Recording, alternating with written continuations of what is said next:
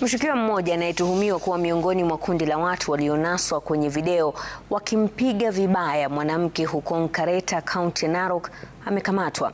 Ni tukio ambalo limeibua hasira baada ya video hiyo kusambaa mtandaoni ikimwonyesha Millicent Semeita Rotiken akilia kwa uchungu huku akidhulumiwa na wanaume wanaodaiwa kuwa kaka zake.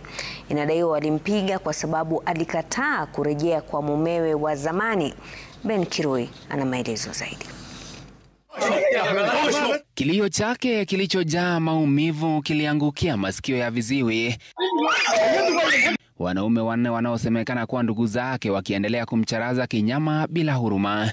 Mwanamke huyo ambaye ametambuliwa kama Millicent Semeita Rotiken alivamiwa nyumbani kwake katika kijiji cha Nkareta, eneo la Narok Kaskazini, Jumanne. Video hii iliyosambaa mitandaoni inaonyesha akipigwa kwa fimbo. Licha ya kilio chake, waliendelea kummiminia fimbo. Tunashukuru pia County Commissioner kwa sababu wakati ripoti hii imefika County Commissioner wa Narok na asasi zote za kiusalama, tunashukuru sana na tunaomba iendelee hadi haki itendeke.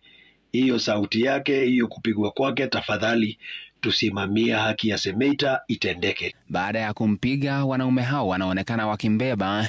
Ni hapo ambapo alimfungia ndani ya chumba.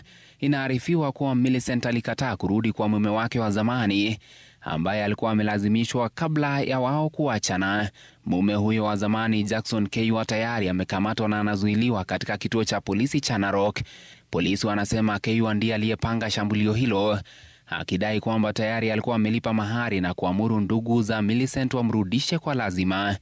Washukiwa wengine wanne wanaoaminika kuwa ndugu za Millicent wanasakwa na polisi.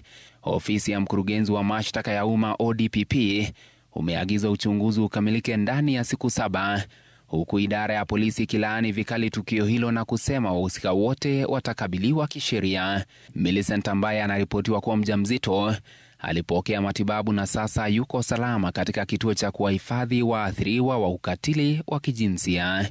Ben Kirui, runinga ya Citizen, Nairobi.